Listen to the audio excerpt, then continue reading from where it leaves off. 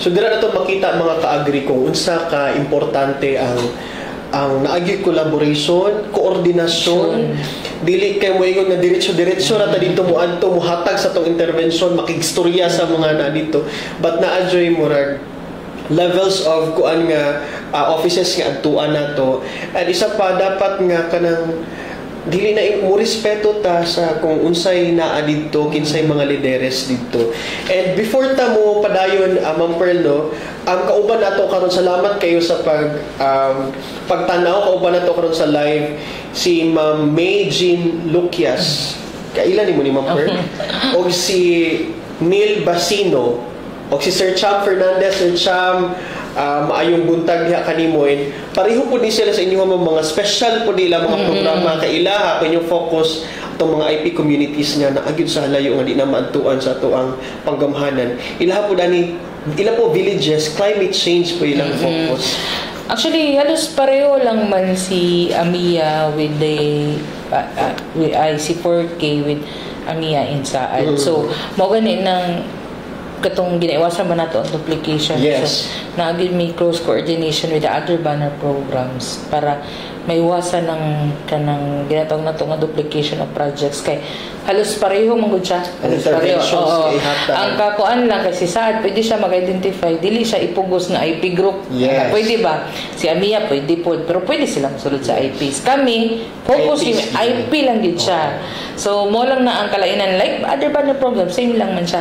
No, ka pwede sila musulod sa, actually sa pre-identified na mo, pwede rin po sila musulod kung with the limited budget manggod si 4K program, dili jud maiwasan nga kuan gid mi sa lain banner programs like sa seedlings, no, si high value crop ang amo ang ma-coordinatean. So for the livestock naman, in coordination po ta sa livestock program, lalo na sa katong mga identified na mo nga na corn o rice area kay dako man tagkuan for corn and rice, no. So sa rice naman ay sa corn kay usually ang atong gina-offer manggod sa atong IP communities is katong ginatawag na to open pollinated varieties, no, nga katong white kay dili kita na as I said kay ganina limited lang gid ang atong gina-offer sa ilahang mga chemicals. So nagaiwas pud mi sa mga GMO.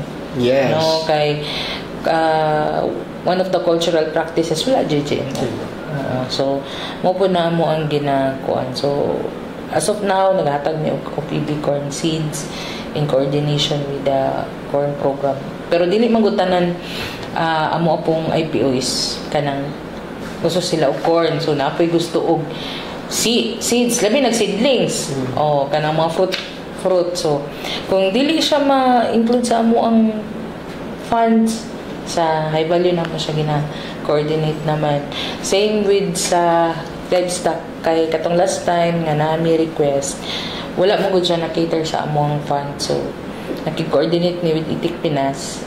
So nag-provide sila ang nag-provide sa heads and sa initial feeds sa amo ang identified na IPO. So inana lang jud ka na kay tungod gamay lang ang pondo namo, dili namo ma-provide tanan. So kinahanglan gid namo maging vocal sa other banners na mga opinion tabang.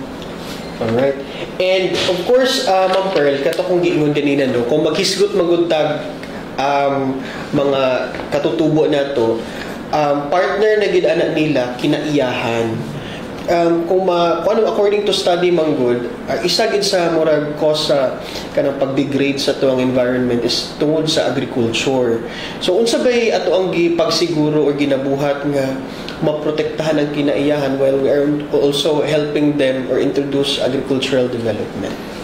Sa karon nami isa ka identified nga grupo nga bakilid jud siya, no, one of the iyahang topography bakilid jud siya. So to make sure nga ma-preserve niya mag-iwas tag soil erosion, so karon mag-conduct mi sa ila og training for soil farming technology katong para sa ato ang katong sloping areas nato. So isa pud na siya sa mga training natong ginahatag sa ilahan, no, kay dili lang ta katong agricultural preservation and cultural preservation. So napud tay preservation sa soil na to, conservation kumbaga, kay kung ma-degrade na siya sa ma-degrade, kita dili naman motubo ang crop ana. So karon tudloan na mo sila kung paano maging sustainable with the help of the sloping practices, no? Kay makiliron jud tanan ng mga na to, majority jud sa atong mga areas is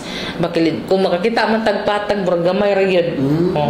So karon naga-conduct mi og katong sloping slope nga or katong salt farming na technology, including kung unsang pod nga nila mo pod amo ang para ma-preserve. So katong giingon po nako kina minimal lang gid ta sa introduction sa chemical sa ila ha.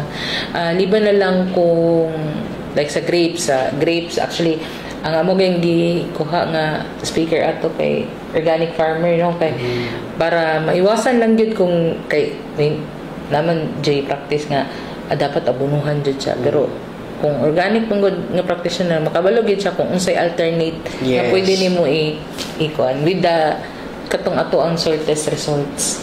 Kay nakakandak naman tag mga soil testing sa ilaha. Actually si IPO plano jud namo nga magtudlo gid sa ilaha, no, sa salt sa kaning soil testing. Kay importante manggod nga makabalo pud sila paano siya himuon, kay kung in the long run magsigira sila kung naman dyan na siya kung tayo makita nila nga magilo abunuan na ba, so makita po nila nga ay tama raman ang nutrient ani nga soil di na tudungagan. So kung makatuon sila kung paano mag soil test, sila na lang dito. So ang i-provide lang nato diri is mga soil test kit, no, na natay ini siya kata sa apatag na soil test na nato, including dira ang water testing nato. Hinduta na nga ka ng sila mismo maka-appreciate sa soil testing, kay isa ba na sa itong mga challenges karon sa agriculture, Ma'am Pearl, ang uban digid kayo wa pa kay kabalo nga ano usa ka importante ang soil testing niya, magpataka na lang tag-apply og fertilizer unsa ba dira nga wa ta kabalo kung unsa ra magid itong nutrient nga deficient dito nga imuha ra kailangan i-apply. So nindot kay na nga bisan nga itong mga IP communities nga maka-appreciate na sa inana ba nga kanang soil testing ato ang ginatawag. Na-mention nimo ganina nga naghatag partnerships sa laing mga ahensya sa gobyerno, sa local government, even the barangays. Na may mga partnership punta sa mga non-government organizations or kanang mga pribadong sektor? Sa karon wala pa jud kaayo tanong kay ang atong close coordination lang gid karon is with the kaning local government units. Pero for SUCs, actually try mi nga i-connect ang mga IP group na mo nga, di ba naman tayo katong promotion na to for kaning youth agriculturist ba? Diba? So karon di ba naman tayo mga scholarship for ASEF, mga inana. So ginatry na mo nga itap tong mga anak sa mga IPO groups na mo nga maka-enroll for ASEF, no, one of the kuan po na namo nga siyempre para maka-eskwela po sila. So katong anak po sa taga-apata mo tong among kuan karon nag-eskwela na siya actually niya na siya po among gi-training during sa katong soil testing na no, na matudlo po niya sa iyahang community. So soil and water testing to among gikuyog na mo siya para nagpa-training manggod ang National Program Management Office para sa katong mga identified na mo nga IPOs nga gusto makatuon og soil testing in. So gipadala na mo siya as one of the youth members. Thankful pod ang apata, no, kay sila ang na-identify na mo, and hopefully nga matudlo niya sa ihang mga kuan. Pero nakakandak na mi dito og soil testing initial, pero katong soil test kit manggod at least kabalo sila mo gamit ana para sila na lang pud kay nagadako baya ang community nato, and nagalambo na pud sila nga makita mo nato. So mao pud na amo ang ginakuan. So hopefully nga makakuan pud mi og connection with the non-government organizations in the long run, kay siguro para sa partnership no sa marketing. Yes, marketing. Kay mao gina ang dili lang man gid ang IPO na problema pud sa marketing no. Aminado man taan na. Maski na tong local farmers natin problems with marketing. So the Department of Agriculture is trying its best no na ma-connect gid naman tay kadiwa, naman tay so isa gid na ka stepping stone ng kadiwa no. Like atong niing ko ganina tong mga crops nga na-produce nila gina as much nga kuan gyud amo gyud na silang gina-connect sa kadiwa kay diha gyud ta maka initial og selling no. So sa karon kana lang sa basin sa in the long run kay di katong na mention nimo ganina gani nga di mo gud inaana kadali mo implement ang project labi na kay ancestral domain daghan kay checklist ang NCIP nya isa pa bata pa pud kayo ang programa no kay nag-start ni 2020 last year pag sa 2020 na kay wala mi kabot ang among funds no. So ang full blown implementation gid sa projects is 2021. So nag-operate pa lang ang mag 5 years pa lang mag-operate ang 4 years ganito bitsa no nga nag-operate ang program. So ginatawag pa mi nilang baby. So baby program ni. So, mo siguro na po isa ka challenge kay tungod bata pa kayo ang program. So, wala pa jud mi ka buog ka ng connection but at least with the other agencies maka-contact and the help of the local government unit and NCIP as well no nga maka-create og connections with the other non-government organizations. All right. And bisan pa og makaingon ta nga baby pa inyong program Ma'am Pearl pero perti na nimo naghanap fast. So, daghang salamat sa pag-uban na mo no karon ni Ma'am Pearl si Evan Roy Landrito or si Marie Claire Tornandiso ana siya idol Pearl. Sikat na mo kaayo. And si Dulce Amor Bilyeza o si Benji Zamora daghang kay salamat sa pag-uban nato karong buntaga. And Ate Pearl sa kadaghan na ninyong accomplishment naa kay i-present nga datos sa ato ang mga accomplishments so far since the implementation of the 4Ks program. So, I've said kanina no nga ang program nag-start way back 2020. So, mo di siya ang amo ang initial nga kuan nga mga grupo nga na-identify. So, mo ni sila ilahang tribal groups po. So, ga-identify dyan na mo unsa nga tribal groups na sila. So, kung makita ninyo, daghan kayo na siya o beneficiary, no? Household beneficiaries na muna sila. So, tulo from 2020, unom from 2021, and we also have 5 from 2022. Actually, na-capture gid tanan ani ang tibuok Davao region no kay naagid tayo na-identified from Davao del Sur, Davao City, Davao Oriental, Davao del Norte, Davao de Oro. So naagid tayo identified IPO sa kada probinsya kay importante jud nga naa siya'y kanang representante o representation no. And with the matagaan pa og kanang intervention. So, a total of 23 IPOs so far ang natagaan na mo og interventions no with the help sa ato ang 4K program. So, other pod nga like karon naman ta ginatawag nga katong MEDP no. Yes. Actually katong mga identified po na mo sa 4K program is one of the stepping stone po nila para maka-enroll for MEDP. Wow. Kaya actually pareho lang siya actually o concept but mas more on the EDs ang target gid sa MEDP on the larger scale and much larger jud siya nga amount no.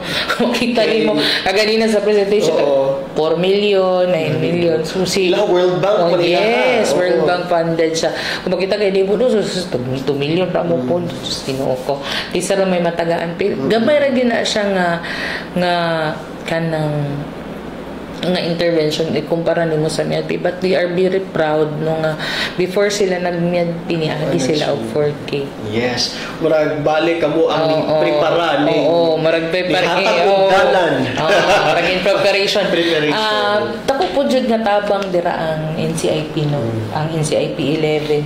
So we are very thankful with the NCIP 11 pud sa close coordination nila sa amo no.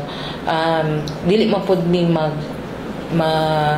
ingon ani ka successful sa karon no, kay actually we are proud to say nga na approve na ang amo ang 3-year extension no. Wow. For the 4K program kasi dapat ang program 4 years lang gid siya no, pero nakita man gud nato nga daghan tag mga IP communities nga nalipay no nga nakasulod ta sa ilaha, kumbaga na feel na daw nila nga nay gobyerno. Yes, maka-proud kina nga statement. Kung makabalik, kung makabisita sa mga kuan, so dako kay na siya nga ikaw nga implementer, dako kay na siya nga impact actually. Yes.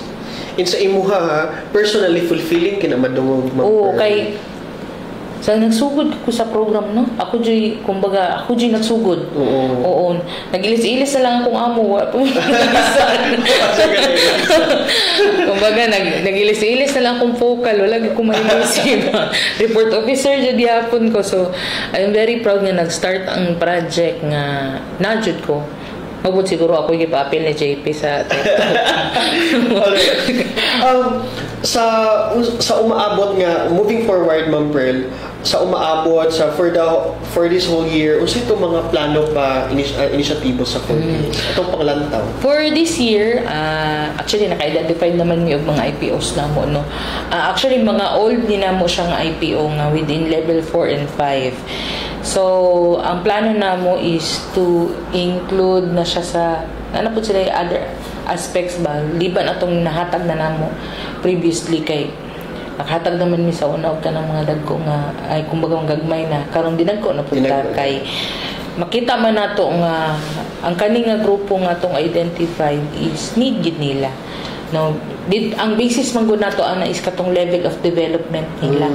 So dili pud mi pataka og implement sa program kung wala pud mi nag-agi. So ako dako kay kong pasalamat pud sa akong mga CDO no, akong mga community development officers and akong mga kaubanan sa 4K program no nga maka-identify kay nagpa-assign ko og kanang isa ka CDO sa kada provinces. So matutukan jud siya di pareha sa una nga isa ra tus pila ra gyud daw be. So dako po gyud kay tabang no nga naa mga bata para mo tabang, and at least kung si IPO na yangungo dali ra siya dali ra makaduol kay nana may tawo nga in charge kanira nga tawo mong pangitaon. So isulti nila sa mo kung sa gyud ang kailangan. So dali lang siya no, kanang kuan lang siya kanang mas dali ang trabaho sa karon. Mas dali mapaabot sa yes, mas dali gid siya. Ilang mga yang tapos nabalaan naman sa LGU pud no nga naa day 4K day. So dili na lisod sa amo kay person usa na mo 4K kabaluan na sa kwarta na 4K man. So sa una mo gutan usa na kwarta na. So karon at least kailan na sila sa amoa. So identified na ang program sa dili lang sa NCIP no, kay NCIP man jud mi nag-emanate. Ilado na po siya sa lain no, sa local government units, other agencies, kabalo na silang ay naaday 4K. So inani day ilahang kuan. So at least kani awareness po siya sa uban nga yes, we exist. Yes. Sa mga naglantaw karon sa tuwa Ma'am Pearl no, nga buot ako na sila mga pangutana sa inyuha or gusto nila makig-partner sa inyuha. Unsa bay contact nato? Asa sila pwede mag-email or mutawag? Nata sa IP4Ks program at gmail.com. So pwede mo mag-email sa amo ay you can call 226-3625 for other for ato ang kanang yangungo. Yangungo jud. Aside sa yangungo siguro ka ng mga mensahe pasalamat na Ma'am Pearl. Actually, August is known for the IP month celebration. So siguro with partnership with the NCIP will be conducting activities for the IP groups within Davao region. So siguro mag-post lang po mi sa AgriInfo Davao kung sa mga activities of the 4K program. Sa pa ba, ako kay akong pasalamat sa Department of Agriculture and sa AgriInfo Davao nga inyo aming gitabangan pa-disseminate sa mga tao na yes, 4K program exists, and we help IP communities. And in behalf sa ako ang focal person, Mr. John Paul Lima Tuginas, and sa ako ang alternate, actually report officer ako, akong alternate vocal si Ma'am Minona. Okay. Yes, si Ma'am Minona nga ako ang ako gid ang report officer, sukad program, and ang akong mga grupo po si Ma'am Cristal Vino Santander, akong alternate. Akit po lang sa 4K. Yes, alternate focal person. Alternate na ko siyang report officer. So we also have our administrative staff, si Cherry and Piamonte. And so akong kinapostgan gid akong tulo kasi DO si Mary Grace, si Cancho, and Reggie Abraham, and Sir Chari Chris Apan. Tako kay ko pasalamat sa mga bata gid kay sila gid ang direct nga nai-contact sa IP community. So motong ko ingon sa imo nga ang yangungo sa IP communities dali na lang moabot sa amo kay tungod sa ako sa atong mga abtik mga CDO. So hopefully sa akong giingon nga napami 3-year extension, hopefully mahimo na din mig banner yes. The program is from gusto na mo i-apply nga as maging banner unta siya, though recognize siya as special project kay tungod specific lang pod gyud ang amo ang kinatagaan og intervention, but the problem lagi is ang amo ang low budget Yes. But in coordination with the other banner programs, tako jud kayo nga tabang so dili wala mo pun mi gibiyaan sa banners. So padayon lang gyud. Padayon lang gyud mi ani. And thankful pud mi sa sa management kay kitagaan mi og opportunity nga makaila pud ang 4K program sa dili lang diri sa opisina. Kay murag sa una murag opisina ra jud kabalo nga 4K kay gusto jud siya. Anya dili man gud dinana ka kuan siya kay tungod lagi IP communities lang among ginatabangan, dili kay siya kuan sa mga tao, dili siya kaila ba. But pag moadto pud mi sa IP communities, artista mi remember jud ako si amo ang previous nga focal person si Ma'am Luz, nag-retire na magit si Ma'am Luz pag once maadto na siya dati sa mga taga-Kaul, lumuragi na siya si Don Solueta. Yes, pulo na lang payungan hi, sa so hi Ma'am Luz, if you're watching. So may number dyan ako sana sila sila Jean Jean Adrialin. Ay tama kay sa yes. 4K so thankful po ko ang mabata si Bernadette Tan sa una nga sila gid ang katong nakauban mo sa pioneering sa 4K program, and very thankful po ko sa ilano kay nakaila din mi sa IP communities.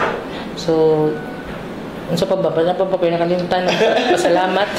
So sa local government units, sa National Commission on Indigenous People Region 11, sa FAIDA, sa local government unit, sa PLGU, sa MLGU, sa BLGU, sa mga barangays and the IPS, IPMRs, and ADMUS nato nga naa sa indigenous communities. Thank you for welcoming 4K program into your communities, and hopefully maging successful patano sa mga projects na atong i-implement sa IP communities with the help ninyong tanan.